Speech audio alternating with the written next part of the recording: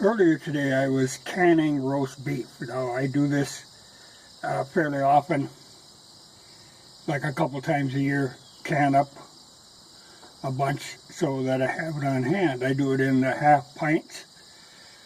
It's enough to make a quick meal, and there's just a lot of ways you can go with it. So I did a couple dozen of them this morning. But I was thinking about something I had read the other day about the government cracking down on the Amish for selling meat. Well, that's a bad sign. You know, they don't want you eating meat, they want you eating bugs. And as a lot of our meat producers have gotten bought up by big corporations, the quality has dropped. I mean, you hear often about a lot of these chain stores having to have recalls on their meat, you know, particularly ground beef. I don't worry about that with the Amish. I'm sure I have a lot more faith in the quality of theirs than what you're going to get in any supermarket. You know, it's just silly.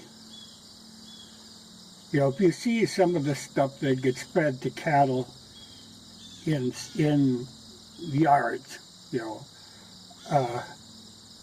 you would lose your appetite. No, I'm sure the Amish aren't doing that. But there's a lot of stuff that it's really spoiled feed. You know, moldy grain and stuff that they mix in with other stuff. Add a little molasses or something so that they like it and they'll eat it. And it's protein. And it goes so far as even chicken manure at times. You know, the meat that you buy is nowhere near the quality of the meat that you can get from a reputable producer. But they want to clamp down on them. You know, they always got to be, you know, eyeing the Amish because they don't go along with their plans. They don't, you know, like when they were doing that vaccinating stuff, the Amish had no interest in that. I think you should be able to live apart. I think you have a right to not be part of this overbearing government. But they didn't like the idea that people were buying meat from the Amish. So they were going to hit the guy with a hell of a fine, which would be enough to put him out of business, you know.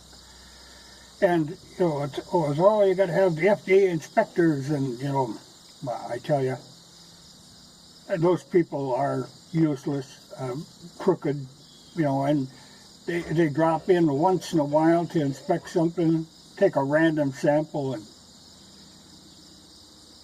and they can be bribed. You know, I have no faith in them to ensure the quality of my meat or any drugs, any pharmaceuticals. I have no faith in them. They're not looking out for you. That's their job, but they're not doing it. I would think I would have a lot more faith in some Amish guy.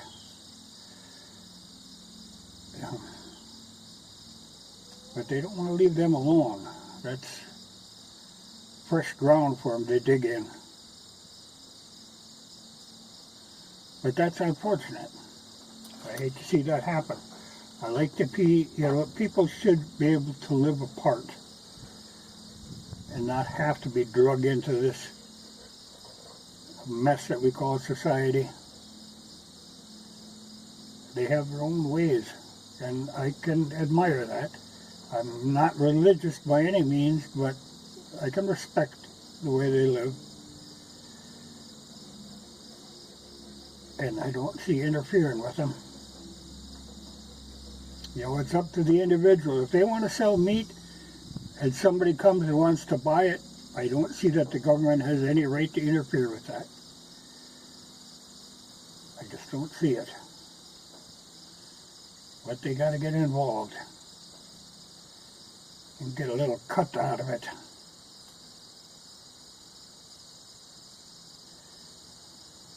That's not a good sign anyway. But that's the direction we're heading.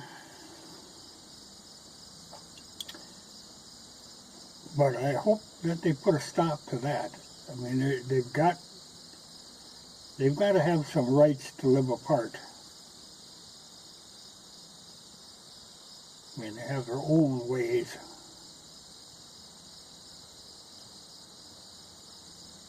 And they've been doing it for a long time.